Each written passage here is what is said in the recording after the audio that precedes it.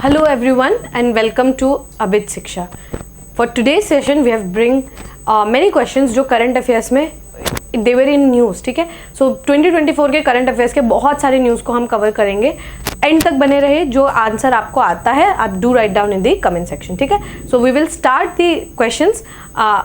And तक जो है आप बने रहिएगा क्योंकि हम इसमें 2024 के बहुत सारे करंट अफेयर्स के क्वेश्चंस को we are going to discuss, ठीक है. First question is which former prime ministers were awarded the Bharat Ratna posthumously on 30 March 30, 2024. तो मरणोपरांत किन जो है Bharat Ratna is very much in news, ठीक है. ये साल में भारत रत्न 5 लोगों को भारत रत्न से सम्मानित किया गया. सो इसीलिए आपका Bharat Ratna is very much in news, ठीक है. सो कौन से 2 प्राइम मिनिस्टर्स हैं जिनको पॉस्ट्यूमसली दैट इज मरणोपरांत जो है भारत रत्न से सम्मानित किया गया. Option number A Jawaharlal Nehru and Indira Gandhi. Option number B Rajiv Gandhi and Atal Bihari Vajpayee. Option number C Chaudhary Charan Singh and PV Narasimha Rao. या फिर option number D Morarji Desai and VP Singh. इसका जो सही जवाब है that is option number 3 that is Chaudhary Charan Singh and PV Narasimha Rao, ठीक है. सो इस बार जो 5 जो हमारे पर्सनालिटीज हैं जिनको भारत रत्न से सम्मानित किया गया, पहले तो है चौधरी चरण सिंह जी, दूसरे है पीवी नरसिम्हा राव जी, तीसरे है कर्पूरी ठाकुर जी, कर्पूरी ठाकुर जी, फोर्थ है MS स्वामीनाथन जी जो फादर ऑफ ग्रीन रेवोल्यूशन से भी जाने जाते हैं. इनको भी पोस्थुमसली जो है सम्मानित किया गया. And last is Lal Krishna Advani ji, ठीक है. इन जो 5 पर्सनालिटीज़ हैं इन 5 पर्सनालिटीज़ को भारत रत्न से सम्मानित किया गया. Absolutely important topic. Please Bharat Ratna जो है उसको आप अच्छे से करके जाइएगा, ठीक है. तो इसका सही जवाब क्या है? Option number C that is Chaudhary Charan Singh is and PV Narasimha Rao ji, ठीक है. नेक्स्ट क्वेश्चन देखते हैं. Next question is what is the significance of Tejas MK1A's recent maiden flight, ठीक है. सो MK1A जो है रिसेंटली चांदीपुर से जो है उनको मेडन जो फर्स्ट फ्लाइट जो है वो देखने को मिला. सो उसका क्या इंपॉर्टेंस है, सिग्निफिकेंस क्या है? It mark the first flight of an indigenous fighter aircraft. B, it achieved a world record of for altitude. C, it demonstrated the feasibility of supersonic travel. या फिर D, it showcased the new stealth technology.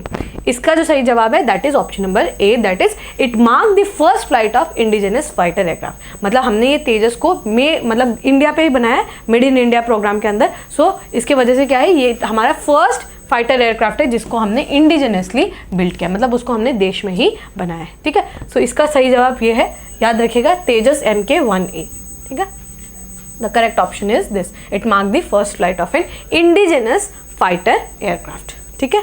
चलिए next question देखते हैं. Next question है who is the person of chairperson of Lokpal of India. अब इस type के questions आपको बहुत सारे देखने को मिलेंगे इन द एग्जामिनेशन, जहां पर आपको पूछा जाएगा कि CBI के डायरेक्टर कौन है current recent, election commission of India के चेयरमैन कौन है, ठीक है, चेयरपर्सन कौन है, फिर नेशनल कमीशन फॉर वुमेन के चेयरपर्सन कौन है. सो इस टाइप के क्वेश्चंस आपको बहुत ज़्यादा देखने को मिलेंगे. And I think election commission of India का आपको आना चाहिए बिकॉज ये साल इलेक्शन है. सो बहुत ज़्यादा है इन न्यूज़, सो इसीलिए आपको आना चाहिए. बट ये क्वेश्चन को हम फर्स्ट सॉल्व करते हैं.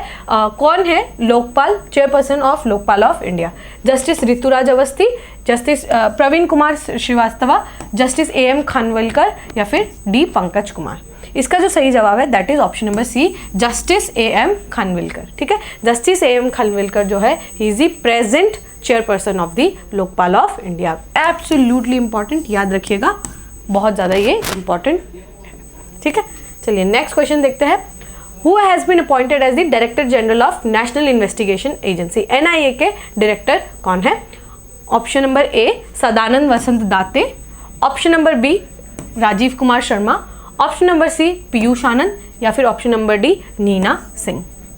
सो मैंने बोला राइट कि ये इस टाइप के क्वेश्चन जो इसमें डायरेक्टर कौन है, डायरेक्टर जनरल कौन है, आपके चेयरपर्सन कौन है, इस टाइप के क्वेश्चंस आपको बहुत ज़्यादा देखने को मिलेंगे इन द एग्जामिनेशन. इसका जो सही ऑप्शन है that is option number A Sadanand Vasant Date ji, ठीक है.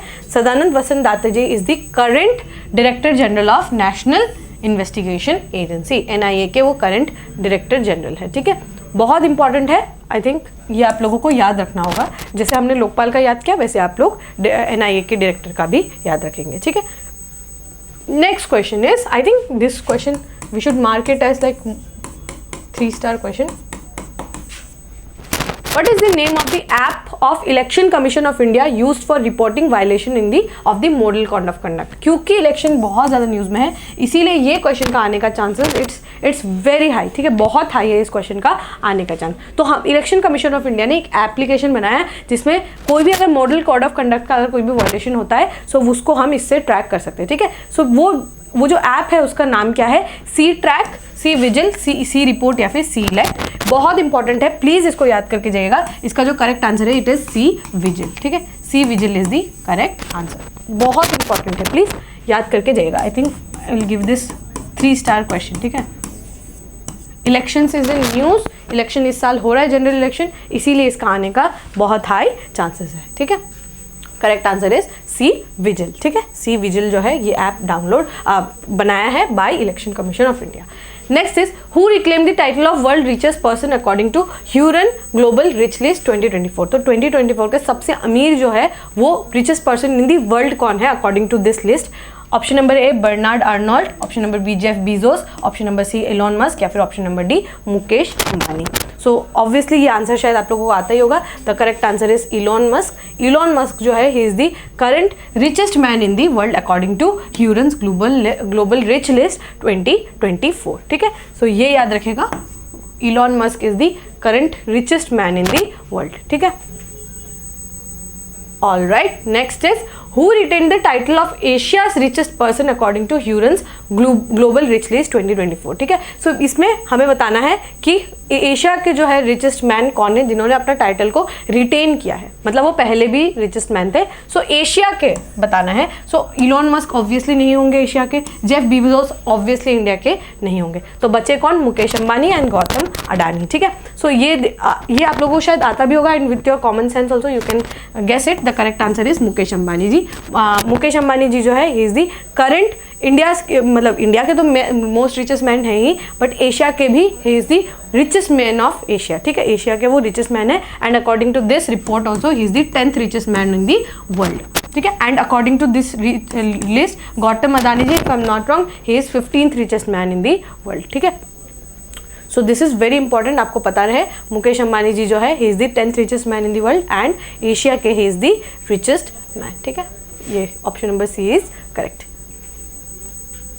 Next is which city surpassed Beijing to become Asia's billionaire capital for the first time according to the information provided? Hurun global जो rich list जो है उसके अकॉर्डिंग एशिया जो है, Asia का billionaire capital कहाँ है? मतलब पहले क्या था, वो बीजिंग जो था it was the billionaires capital, but हम किसी एक सिटी ने क्या किया है उसको हटा दिया है फ्रॉम दी बिलियनर्स कैपिटल, ठीक है। सबसे मोस्ट नंबर ऑफ बिलियनर कौन से सिटी में रहते हैं एशिया के, कौन से सिटी में? Option number A Shanghai, option number B Mumbai, option number C Tokyo, option number D Seoul, ठीक है। सो आपको जानकर अच्छा लगेगा कि मुंबई जो है it is the correct answer. Mumbai is currently the Asia's richest capital, ठीक है। बिलियनर्स के कैपिटल माना जाता है इंडिया जो, मुंबई जो है, Mumbai is considered as the billionaires capital of Asia, ठीक है। सो यहाँ पे मोस्ट नंबर ऑफ बिलियनर्स रहते हैं इन मुंबई सिटी, ठीक है। And Mumbai city is also known as the financial capital of India, इसीलिए ये इंपॉर्टेंट हो जाता है न्यूज़। याद रखिएगा, पहले बीजिंग था the billionaires capital, now Mumbai is the billionaires capital, ठीक है। Option number B Mumbai is the correct answer, ठीक है। चलिए नेक्स्ट क्वेश्चन देखते हैं। Next question is what is the highest civilian award of Bhutan conferred to prime minister Narendra Modi recently, ठीक है। सो भूटान गए थे ऑनरेबल प्राइम मिनिस्टर जो है, रिसेंटली भूटान जो है वो गए थे। सो वहाँ पर उनको हाईएस्ट सिविलियन अवार्ड से जो है सम्मानित किया गया। तो इसमें से कौन सा है जो उनको जो है जो अवार्ड दिया गया? Option number A order of Bhutan, option number B order of the dragon, option number C order of the Druk Gyalpo, option number D order of the Himalayas, ठीक है। सो इसका जो सही आंसर है that is option number C order of the Druk Gyalpo. तो recently in the month of March honourable prime minister जो है वो गए थे इन भूटान और उनको वहाँ पर इस जो हाईएस्ट अवार्ड है भूटान का वो उनको सम्मानित किया गया, ठीक है। एंड ऑल्सो इंडिया ने बहुत ज़्यादा लाइन ऑफ क्रेडिट जो है वो भूटान को दिया था, ठीक है। सो इसीलिए हमारा इंडिया और भूटान का रिलेशनशिप हम जो है उसको बेटर कर रहे हैं, ग्रो करा रहे हैं, बिकॉज रिसेंट चाइना जो है क्योंकि बहुत ज़्यादा इन्वॉल्व रहता है इन दिस रीजन, सो उसकी वजह से हम अपना रिलेशनशिप विथ भूटान अच्छा करें एंड भूटान भी हमारे साथ जो है कोऑपरेट करता है, ठीक है। So order of the Druk Gyalpo जो है इसका करेक्ट आंसर है, ठीक है। याद रखिएगा, इससे ऑनरेबल प्राइम मिनिस्टर को जो है सम्मानित किया गया, ठीक है।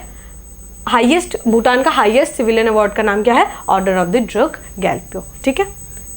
चलिए, the last question is which date is solemnly observe as the martyrdom day of Shaheed Bhagat Singh, Rajguru ji and Sukhdev ji, ठीक है। सो कौन से दिन को मार्टरडम या फिर शहीद दिवस के रूप में मनाया जाता है, ठीक है। सो शहीद दिवस, पराक्रम दिवस, unity day, international day of violence कब है, ये सब जो इंपॉर्टेंट डेज है ना वो आप लोगों को आना चाहिए, ठीक है। पराक्रम दिवस कब मनाते हैं हम, सो इस टाइप के विजय दिवस कब मनाते हैं, सो ये सब आप लोगों को आना चाहिए। सो मार्टरडम डे, यहाँ क्वेश्चन से हमें क्या पता चला कि मार्टरडम डे जो है हम शहीद भगत सिंह के, राजगुरु जी के और सुखदेव जी के जो है सर्वोच्च बलिदान के लिए जो है हम मार्टरडम डे को जो है मनाते हैं, ठीक है। सो कौन से डे को हम मनाते हैं, ठीक है, मार्च 22, मार्च 23, अप्रैल 23 या अप्रैल 22। सो ये आप लोग याद रखिएगा, मार्च 23 जो है ये करेक्ट ऑप्शन है, बिकॉज मार्च 23 को हम जो मार्टरडम डे जो है उसके रूप में हम मनाते हैं, ठीक है। शहीद दिवस के रूप में हम इस डे को सेलिब्रेट करते हैं। So option number B, that is March 23 is the correct answer. इस दिन को हम शहीद दिवस के रूप में मनाते हैं, ठीक है। आई होप आप लोगों को यहाँ तक समझ आ गया होगा। With this we have come to today's end of today's session. अगर आप लोगों को अच्छा लगे, आप लोगों को करंट अफेयर्स का अगर ये सीरीज अच्छा लग रहा हो, do let us know in the comment section. हम और क्वेश्चंस लेकर आएंगे जो बहुत रीसेंट करंट अफेयर्स से रिलेटेड होंगे। So if you have like this discussion, don't forget to give a like and write down in the comment section. We will meet in the next session जहाँ पे we will discuss many more such questions. Till then, study hard, take care and thank you.